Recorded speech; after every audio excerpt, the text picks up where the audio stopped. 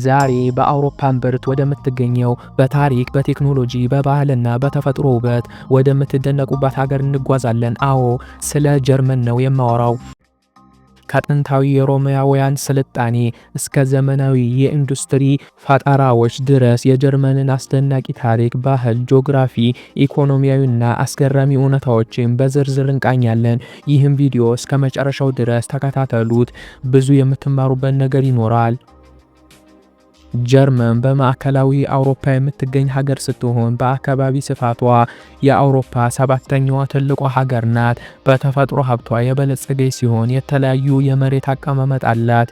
በሰሜን የሰሜን ባህር እና በባልቲክ ባህር ዳርቻ የምትገኝ ሲሆን አፈሯ ለግብርና ምቹ የሆነ ሜዳማ ቦታዎች ይገኛሉ። በደቡብ በኩል ደግሞ ከፍተኛ ቦታዎች፣ ኮረብታዎችና የአልፕስ ተራሮች ተዘርግተዋል።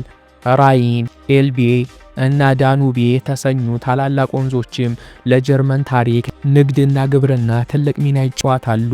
የጥቁር ደን የመሳሰሉ ጥቅጥቅ ደኖች የጀርመንን ተፈጥሯዊ ውበት ያጎናጽፋሉ። የጀርመን ታሪክ ረጅም፣ ውስብስብና በዓለም ታሪክ ላይ ከፍተኛ ተጽዕኖ ያሳደረ ነው። ከጥንታዊ የሮማውያን ግዛት ጋር የነበራትን ግንኙነት ጀምሮ የመካከለኛው ዘመን የቅዱስ ሮም ግዛት አካል በመሆን እስከ ዛሬ ድረስ ብዙ ውጣ ውረዶችን አይታለች። የመካከለኛው ዘመን በበርካታ ዱካቶችና መንግስታት እየተከፋፈለች የነበረ ሲሆን የጥንት ካቴድራሎችና ቤተ መንግስታቶች የተገነቡት በዚያን ወቅት ነው። በ16ኛው ክፍለ ዘመን በማርቲን ሉተር የተጀመረው ይህ እንቅስቃሴ የጀርመን ብቻ ሳይሆን የአውሮፓ እምነትና ፖለቲካን ቀየረ። አንድነት በ19ኛው ክፍለ ዘመን ኦቶ ቮን ቢስማርክ ጀርመንን በአንድ ባንዲራ ስር በመዋል ሀያል የአውሮፓ ሀገር እንድትሆን አድርጓል። የዓለም ጦርነቶች በ20ኛው ክፍለ ዘመን ጀርመን በአንደኛውና በሁለተኛው የዓለም ጦርነት ውስጥ ትልቅ ሚና ተጫውታለች። ይህም በዓለም ታሪክ ላይ ትልቅ ጠባሳን ጥሏል። ጦርነቱ ካለቀ በኋላ የምስራቅና በምዕራብ ጀርመን ተብላ ተከፈለች። የበርሊን ግንብ የቀዝቃዛው ጦርነት ምልክት ሆኖ ቆይቷል።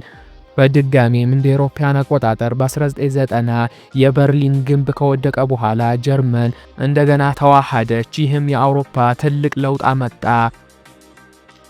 ሌላኛው ደግሞ ባህሏን ስናይ የጀርመን ባህል በኪነ ጥበብ፣ በፍልስፍና፣ በሙዚቃና በሳይንስ የታወቀች ሀገር ናት። ከባህን እና ቤትሆቨን እስከ ጎቴ እና ሺለር ድረስ ታላላቅ የጥበብ ሰዎችን አፍርታለች። የኦክቶበር ፌስቲቫል፣ የገና ገበያ እና የጀርመን እንግዳ ተቀባይነት ባህል የሀገሪቱን ልዩ ውበት ያሳያል። ጀርመን ለቱሪዝሞችም የምታቀርበው ሰፊ ቁጥር ያላቸው አስደናቂ ቦታዎች አሏት። ከነዚህም ውስጥ ጥቂቶቹን ልንገራችሁ። የመጀመሪያው ብራንድበርግ በር በበርሊን የጀርመን አንድነትና ሰላም ምልክት የሆነ ታሪካዊ ሐውልት ነው። ኒውሾንሻታይን ካስል በባቫሪያ የሚገኘው በገደል ላይ የተሰራው ይህ የፌሪቴል ቤተ መንግስት የዓለም ታዋቂ የቱሪዝም መዳረሻ ነው። ሌላኛው ጥቁር ደን ጥቅጥቅ ባለው የደን የተሸፈነው ተራራማ ክፍል ሲሆን ለስነ ፍጥረት ወዳጆች ምርጥ ቦታ ነው። የበርሊን ግንብ የቀዝቃዛውን ጦርነት ታሪክ የሚያስታውስና ትምህርት የሚሰጥ ስፍራ ነው።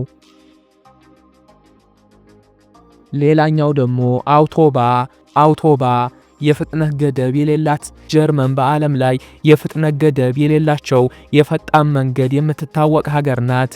ምንም እንኳን ሁሉም ቦታ ባይሆንም በአንዳንድ ክፍሎች ላይ የሚችሉትን ያህል በከፍተኛ ፍጥነት ማሽከርከር ይቻላል። ይህም የጀርመን የምህንድስና ጥበብና የመንገድ ደህንነት ደረጃ ያመለክታል።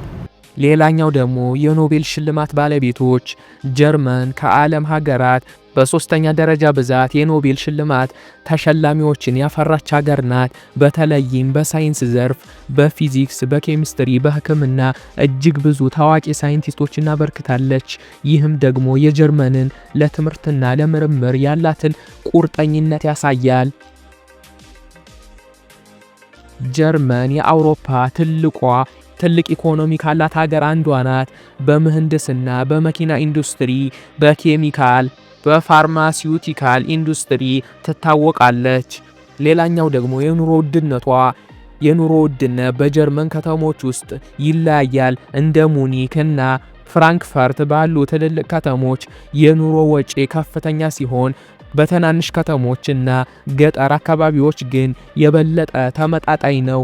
አብዛኞቹ የኑሮ ወጪዎችም የሚመጡት ከቤት ኪራይ ነው። ሌላኛው ደግሞ የኑሮ ውድነቷ ነው። የጀርመን የኑሮ ደረጃ በዓለም ላይ ከፍተኛ የሚባል ውስጥ አንዱ ነው። የዜጎች አማካይ ገቢ ከፍተኛ ሲሆን የጥሩ የህዝብ አገልግሎት፣ ጤና፣ ትምህርት፣ ትራንስፖርት ሲስተም በነፃ ወይም በዝቅተኛ ዋጋ ያገኛሉ። የጤና መድን ለሁሉም አስገዳጅ ሲሆን የትምህርት ጥራትም በጣም ከፍተኛ ነው።